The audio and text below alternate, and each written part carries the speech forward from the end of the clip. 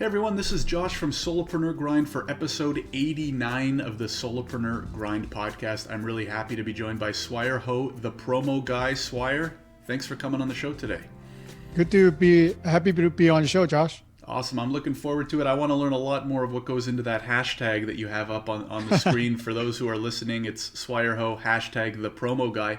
Can you tell everybody just a little bit more about yourself and what you're working on these days? Great. Again, my name is Swire. I kind of have a unusual first name, so I kind of make a hashtag called the promo guy. As the name can probably hint to that, I'm in promotional product industry, and the name of my company is Garuda Promo and Branding Solution. So people always think that when I talk about promotional product, they think about a common use term called swag, which actually stands for stuff we all get. I don't use that term because I think that promotional product is not something that you just give away randomly. I believe that a promotional item, if you use correctly, can help impress prospect that you have. You can also build a brand that you have, and the ultimate goal, if we've done it successfully, is to turn your current client into your mini advocates for your brand and your company. They will actually engage and speak on behalf of you without you paying them. Absolutely. And it's a great point because, I've gotten plenty of swag that has gone right into the garbage. And then I've gotten, probably like 10 to 20% of that swag, some of which, like, for example, like this pen I got from a previous client of mine, and it came with like, not just any notepad, like it's so common. You get like the casual notepads. Everyone has 100. You probably throw out half of them, but it was like a very cool kind of like to do, almost like agenda thing. And it was just all packaged really well. And that's something that you keep and other people see, and it reminds you of the company. So I totally agree. So Swire, I do want to deep dive into that stuff, but first I want to learn a little bit more about your background. What was your education in? What was the beginning of your professional career like? Well, let's go back all the way to the beginning. I was trained and worked as a recording engineer. So I was in the music industry. So along the way, before I started my first company, I worked for a small studio. And on the day of my honeymoon, I found out that the company that I worked for went out of business. So I'm newlywed, going on my honeymoon, and found that you don't have a job. So what am I going to do?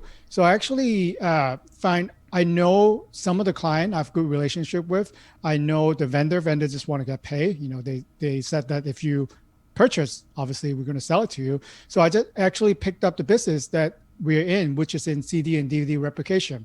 Strangely enough, we don't remember physical media anymore. But then at that time, it was 2003. We still buy a lot of CDs and DVDs. So along the way, we work with a lot of record company, film studio, and they will go on tour after they finish a CD album. They ask, can you do CDs? Can you do merchandise for us? Can you do t-shirt, hats that we can sell on tour? Or when they do premiere, can you do giveaway bags that we can give away to the VIPs? And I said, yes. That's somehow we got dabbled in that industry. And in 2013, we kind of, in hindsight, see the downtrend for physical media. So we sold a CD DVD company to a local competitor. And then we kind of like the model with promotional product because they're always going to be someone who are proud enough of the company to put their logo on merchandise. So this is what we focus on exclusively right now. So it didn't turn out this way, didn't study for it, but then somehow it ended up to be in this industry.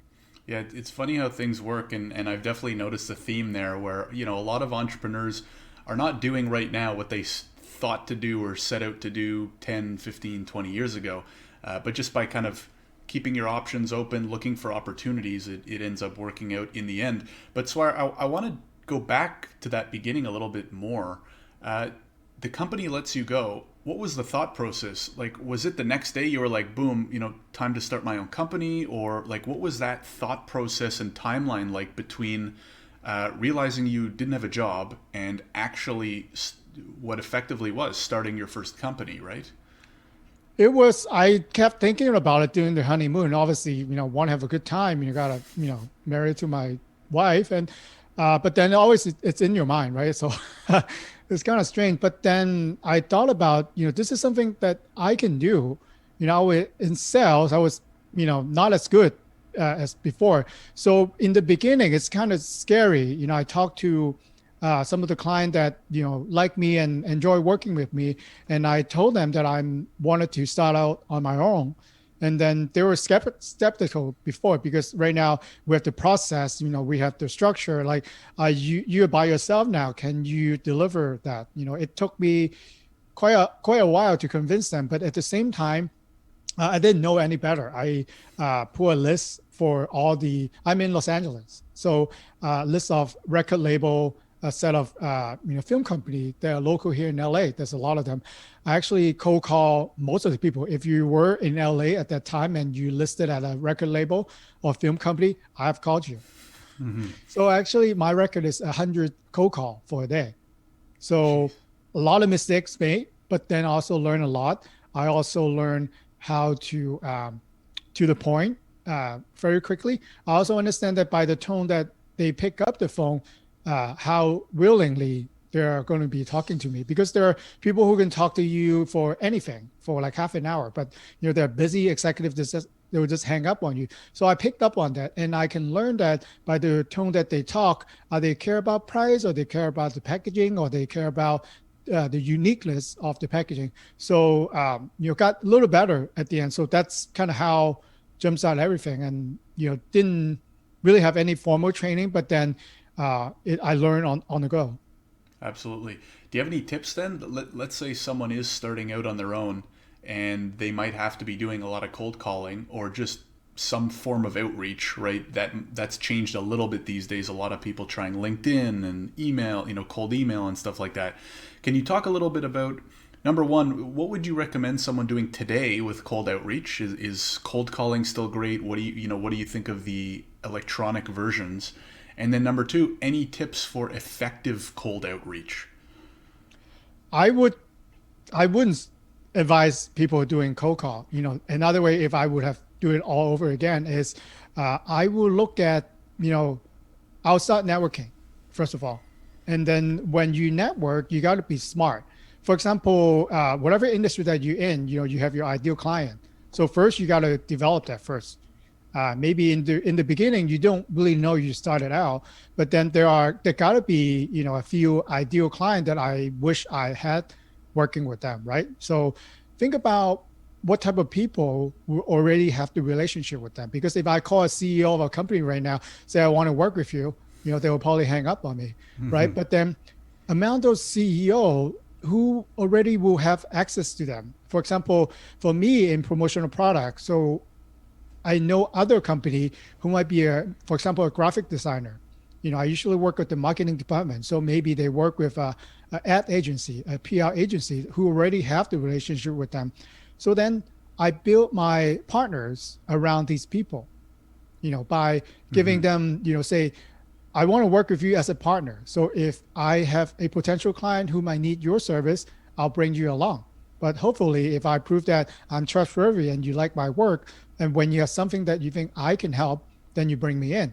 So by building partner, not only that you're working as your power right now, your partner actually looking out for you.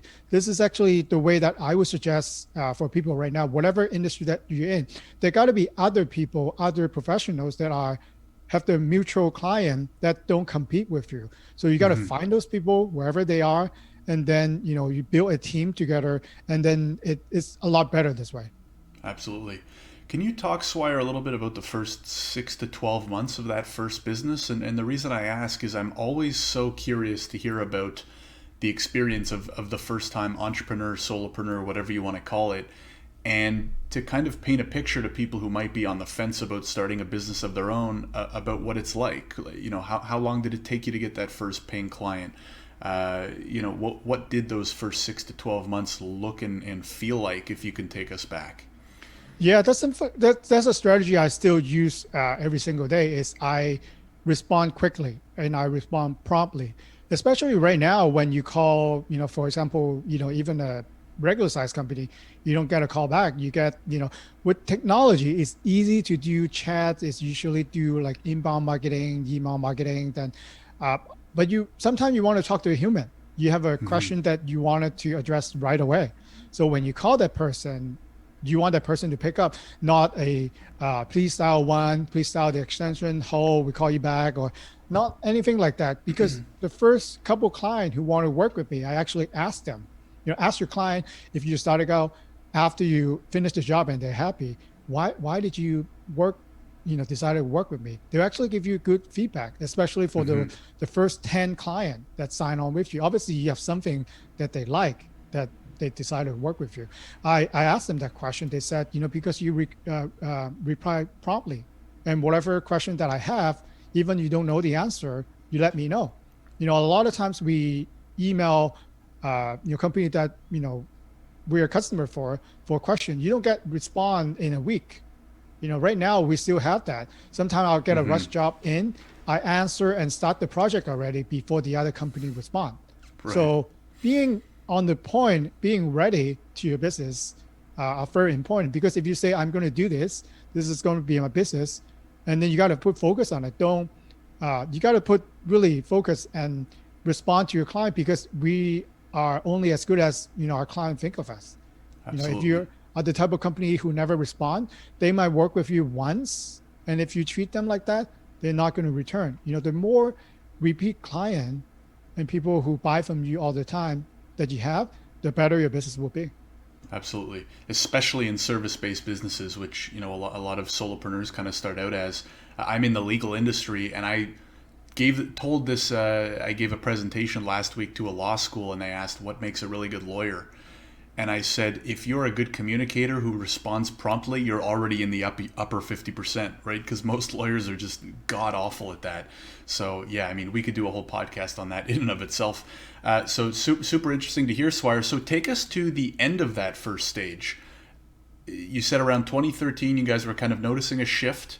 How did the sale of the company, I would say, how did the kind of scale and then ultimately sale of the company come about? Did this company that you sold to approach you? Did you go after them? I'm always interested to hear about that part of the process too. I think we saw at the high point, physical media around that point is kind of like at the end of it, we kind of saw the internet is getting faster.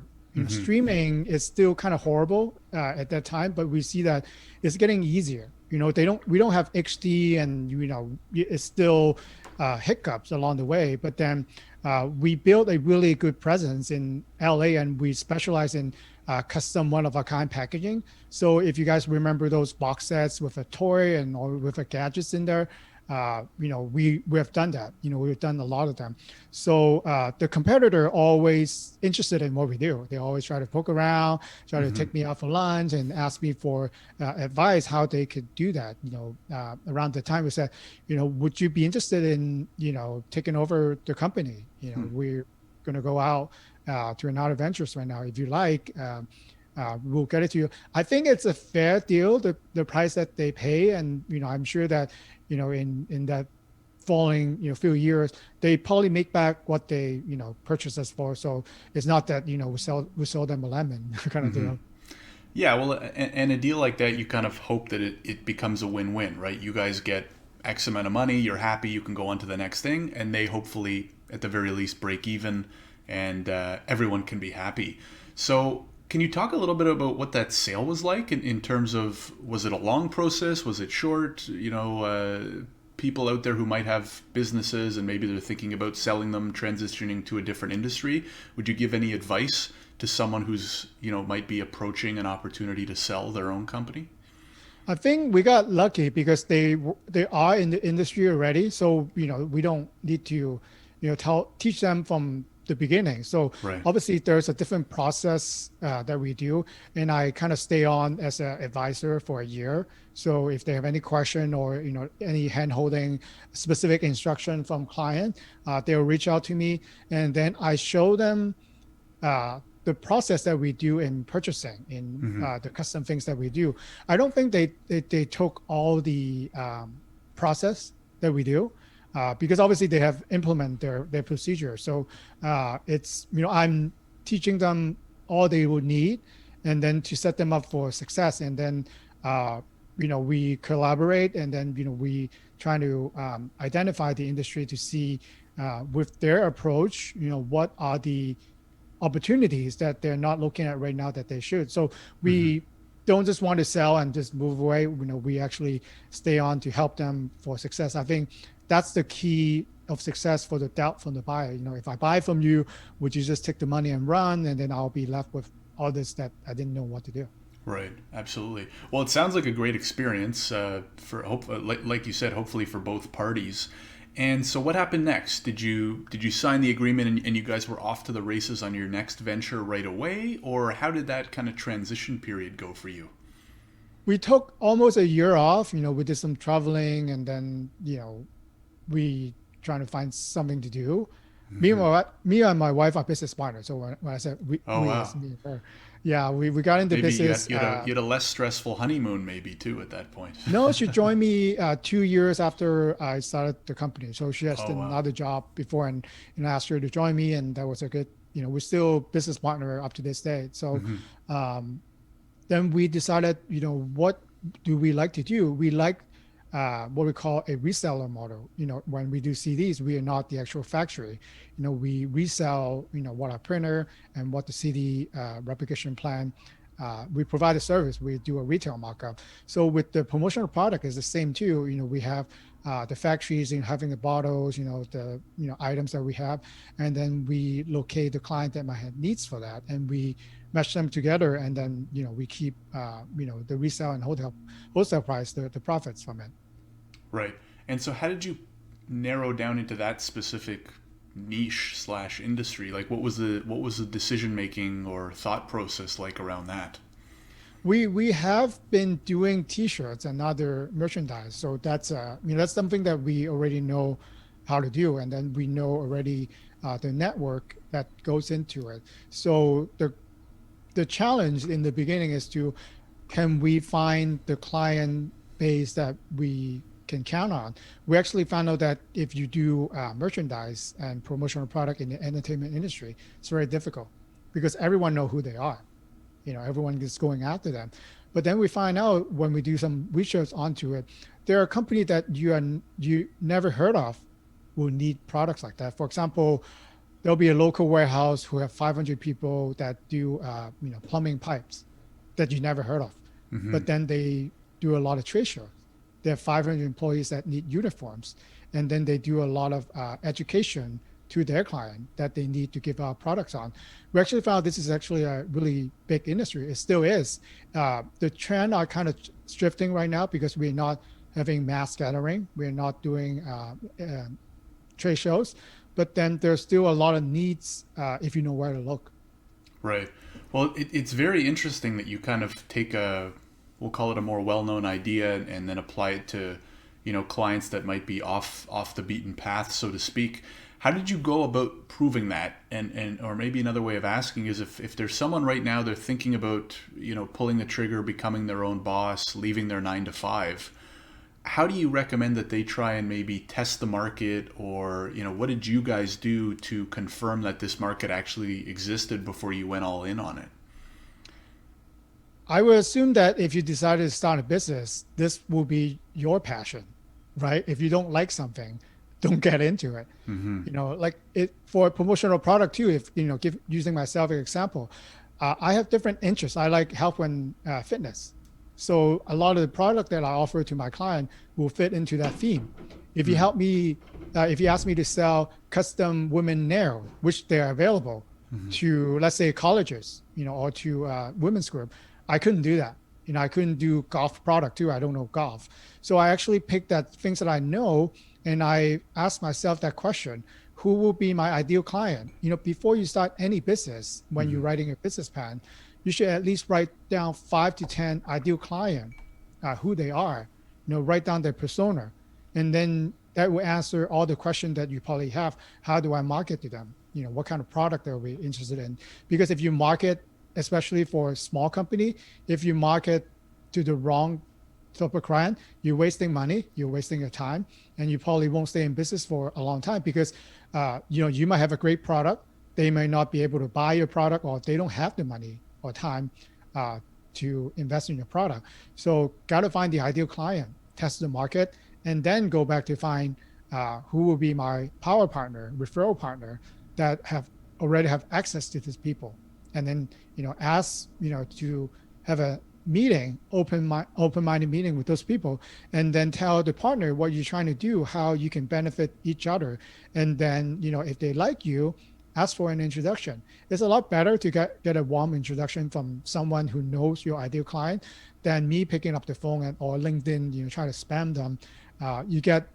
It takes more time to get a partner, obviously, and it takes less time to do a cold call. But then the result, it's a lot better if you get a warm introduction.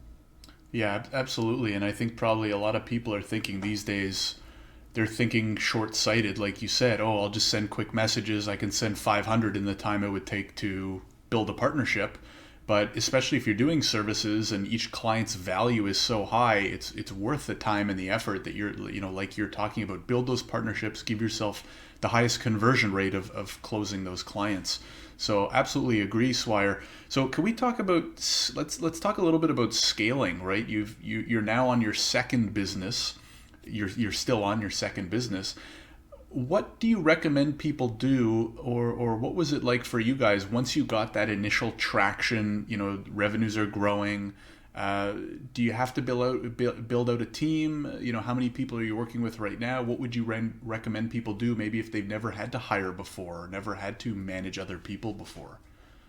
Well, on the second business, actually, the funny way is, we had employees, we have a team in the CD DVD replication business. In this business, we deliberately not going to have employees, and we are effective people with technology certainly helps. But then tell you this story. I went to an industry trade show, in Vegas, and then they have a workshop called "How to Double Your Sales Without Gaining a Single Client." So at first I was like, how can that happen? But then I have an hour of before my next appointment. So I actually went in and sat down. So the idea was, to check right now your top 10 client, assuming they are, bigger company that you can do more business with. You don't really have to focus out. You can focus in. For example, if I work with a tech company, they bought from me for various, trade show events that they have, usually from the marketing department. Then I think, other than the marketing department, are there any other representative in there that could use my service? I do research and I do a lot of finding out for your ideal client. And then I found out that the HR department and then also the administrative department will have a lot of needs in my product. So I actually asked my contact from marketing department, can you refer me to your HR department and your admin department? And they said yes. What that is, I'm growing within my client to be a bigger invoice, and I already have the relationship. Let's say if you sell to a big business or something that are meaningful to you, when you think about a corporate buying experience, they don't want to do that. Their job is they're buying a lot of things, and the last thing they want to do is to try a new vendor and they mess up or they don't deliver. So I already have the credibility from the marketing department. So by them referring to the other department is easier. And then they've already seen, hopefully, the products that we have. So I was able to do that. And I was, in 2019, I was able to double my sales without really growing my client. So you got to look at you got to constantly look at who your top 10s are. If you can grow your business with the top 10, yes. And then another way to do is, can I clone the top 10? What industry they're in? Are they have certain personality, or are they have a special pain point that only you can solve? So find out other people, other companies that have the same pain point, and then you can basically clone your top 10. For example, if you can clone your top 10, then you have now a top 20.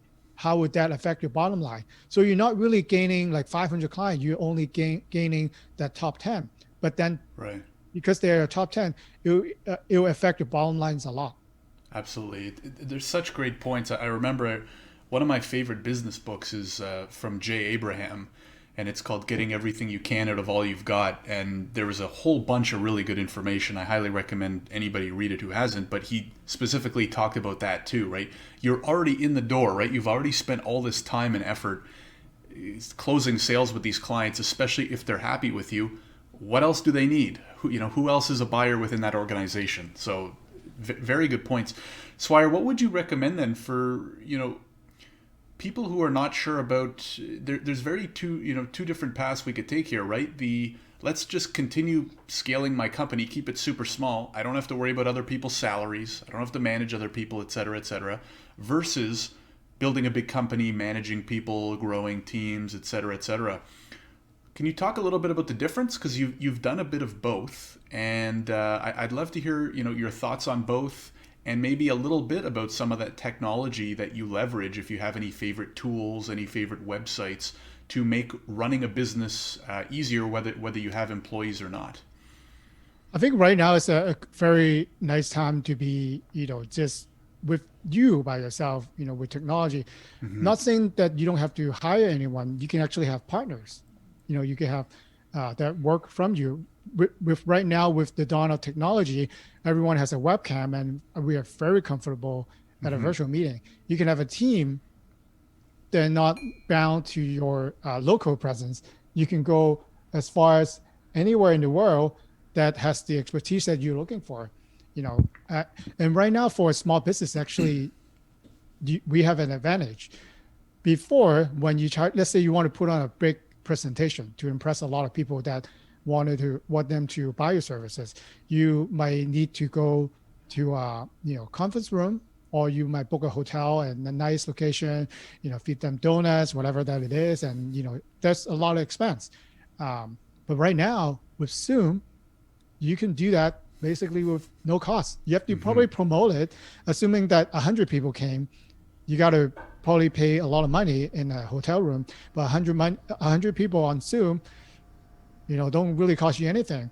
So right now you can present as good as a big company. Right? Because if you want to try to target people, you might impress more people if you're at a nice setting, right? You have nicer coffee, whatever that people serve. But right now, you have the same edge as a big company. If you make a good presentation, if you're on point, if your product and services are really better, then you could be as good as a good company, big company. So it's the really advantage that I see right now. But if you wanted to really grow your team and decided you have employees, the advantage that you have is you could do more of different things. Because as a small business, if you're by yourself, then you can only focus on a certain things until you exhaust yourself or you became not good and focus on one thing. But then if you have a team, obviously, if you decided these are the sectors or these are the ideas that we're going after, then you can have your colleagues or your employees to help you on those tasks. So it just depends on who you think. And, with a growing business, with my industry and promotional product, when I go to trade show, there's a lot of mom and pop. Even the top company, I started with a husband and a wife's team. Don't know why, but there's a lot of husband and wife. And, if you see trade show and the networks, all husband and wife team. Then you could grow into a franchise, or you can grow some way that you still keep a relatively small team, but then you can ask people who will be your distributor, who will be a reseller right now. There are people who like to have a lot of employees, but then you could still get a decent size and decent revenue being small. Absolutely. And especially with more of the gig economy, the freelancers, the Upworks, you can find freelancers, don't have to be necessarily bound to salaries and stuff like that. So as you said, definitely an opportune time to be solopreneur, small shop, et cetera, et cetera. So I wanted to spend the last few minutes kind of talking about the personal development kind of side of entrepreneurship. How have you found it over the last, in your case now, it's been 17 years, you've been basically your own boss. I've been doing it for about 3 or 4, so I've got catching up to do. But one of the harder things, at least for me, seems to be just keeping yourself motivated day in, day out, sometimes getting the dirty work done when you don't have other people to outsource it to. How do you keep yourself motivated? How do you, for more of the personal development, keep yourself healthy, your mind, your body, all that kind of stuff? Well, let's just give the whole picture here. You get frustrated. There are points that you wish that, why am I doing that? That's not my business. But then think about the experience. My goal, I wish I know earlier, is to retain your client. Like we said, we already spend the time, and sometimes we spend money to get those clients in the door. How much efforts are we paying attention to those paying clients? if you give that good experience, they will buy from you again. It's a Hmm. lot easier to have that conversation than, you go out, whatever that you do in marketing to find a new client. So a lot of company, let's say they're buying Google ads, they might spend $5 to $50 for Google ads. But when I ask them, how much money do you spend on retaining a client? Most people don't.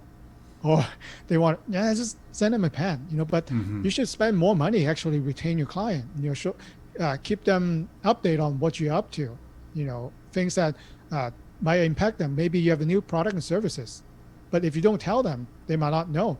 People are not actively looking, but then if you let them know, uh, they might turn into a bigger client than they already is right now. So I think keep learning, and then I like really networking. I think I've said it before, because you can find different entrepreneur, you can network with them.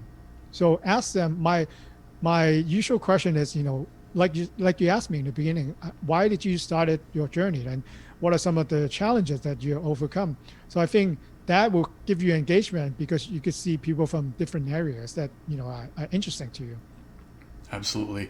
I see a nice big bookshelf behind you, Swire, and I can't let you go without asking. Do you have a few, maybe two, three books that you recommend? Could be in business, could be fiction, and anything that's kind of helped you along your journey? Um, with books, I think it's one of the books it calls Sales Docs.